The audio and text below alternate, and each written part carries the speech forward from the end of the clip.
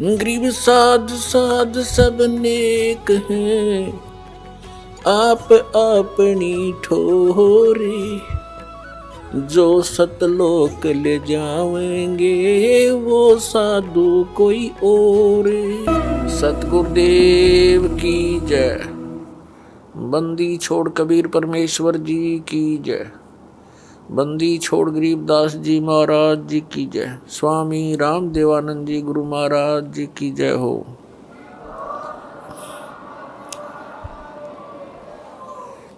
तुमरे विसारे क्या बने, मैं किसकी शरण में जाऊं। शिव ब्रंच मुनि नारदा, तिनके हृदय न सुनो।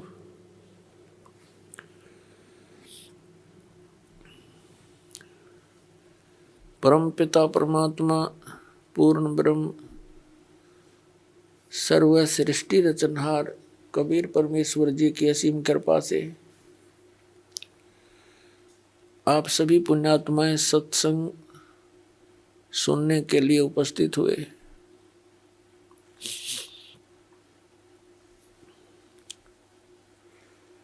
सत्संग में आने से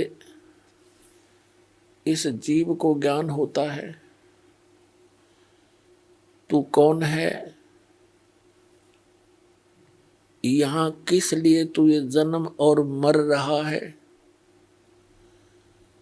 तुझे ये मालूम नहीं अगले क्षण में क्या हो जाए, और फिर भी आप इतने निश्चिंत होकर के यहाँ बैठे हो। सत्संग में आने से इस प्राणी को ज्ञान होता है कौन से कर्म मानव के करने योग्य हैं, कौन से ना करने योग्य हैं।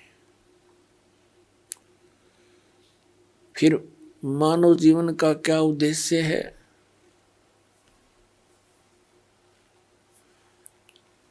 ये ज्ञान होता है कि मनुष्य जीवन किस लिए प्राप्त हुआ है। फिर उद्देश्य से परिचित होकर के ये प्राणी उस परमात्मा के पाने के लिए तड़प उठता है, क्योंकि इसको अभी तक यथार्थ ज्ञान नहीं हुआ था। काल भगवान जिसके लोक में हम रह रहे हैं, ये एक नंबर का विलियन है, ये खलनायक है। आप फिल्मों में देखा करते हैं जो खलनायक की रोल करता है वो कैसा व्यक्ति होता है। वो तो एक सिंपल रोल करता है, ये रियल में कर रहा है। इसने हमारे परम पिता को बुला दिया, इसने परमात्मा का नामो निशान मिटा दिया, अपने आप को ये भगवान अपने आप को ये भगवान सिद्ध करके बैठ गया। और फिर इसके काल के दूतों ने, नकली संतों ने, ज्ञानहीन प्राणियों ने श्री ब्रह्मा, श्री विष्णु, श्री शिव जी को बताया कि यही सब कुछ हैं, यही व्यवस्थक हैं, उत्पत्ति, स्थिति और संहार यही करते हैं।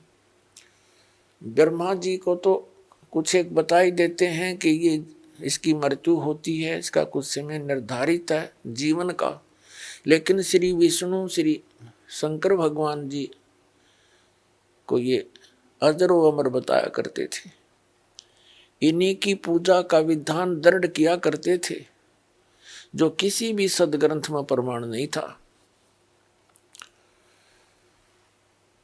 तो इन काल के से प्रेरित संतों ने सभी पुण्यात्माओं को मिसगाइड कर रखा था। स्वयं परमात्मा आते हैं, इस अज्ञान को समाप्त करते हैं, अपनी प्यारी आत्माओं को सीधा राह बताते हैं। आप देखते हैं जितने गुरु उतने ही उनके मार्ग, उतने ही विधि भक्ति की, जितने संत उतना ही उनका अलग अलग ज्ञान।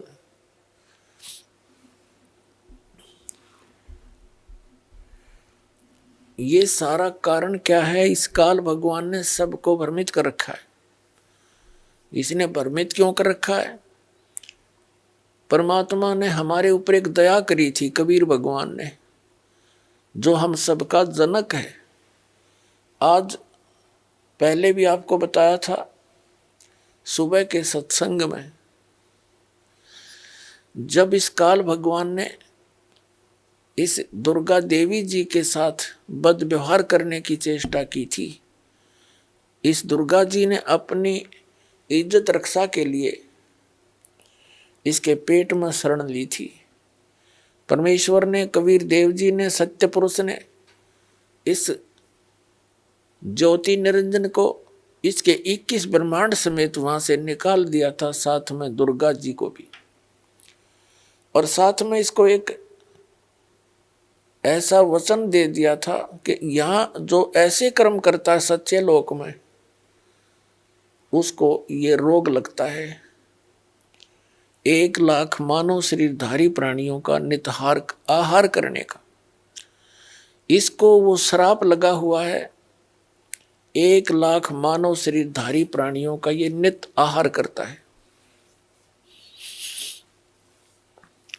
उसके लिए इसने अपने तीनों पुत्रों की, रजगुण ब्रह्मा, सतगुण विष्णु, तमगुण शिव जी की ड्यूटी ला रखी है। इनको एक एक गुण से युक्त कर दिया। ना श्री ब्रह्मा के बस की बात, ना विष्णु के, ना शिव की।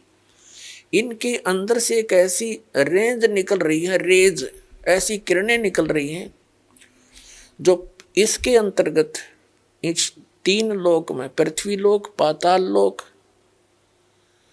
और स्वर्ग लोक के प्राणियों को, ये तीनों देवताओं के अंदर से निकल रही ये किरणें प्रभावित करती हैं। ये अपने लोकों में रहते हैं, इनकी राजधानी है ऊपर विष्णु लोक, शिवलोक और ब्रह्मा लोक। वहां रहते हुए भी इनके अंदर से निकल रही किरणें हमें यहाँ प्रभावित कर रही हैं। जैसे मिर्च का छोंक लगता है रसोई में,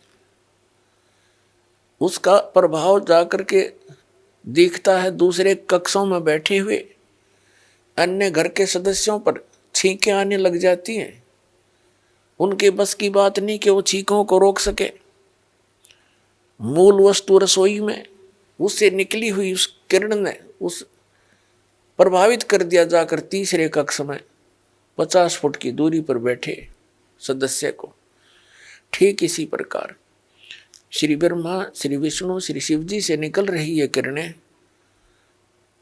ये तरंगे हमें यहाँ प्रभावित करती हैं, जिसके कारण रजोगुण की किरण के इन तरंगों के कारण हम प्रभावित होकर के सृष्टि उत्पत्ति कर, संतान उत्पत्ति करते हैं।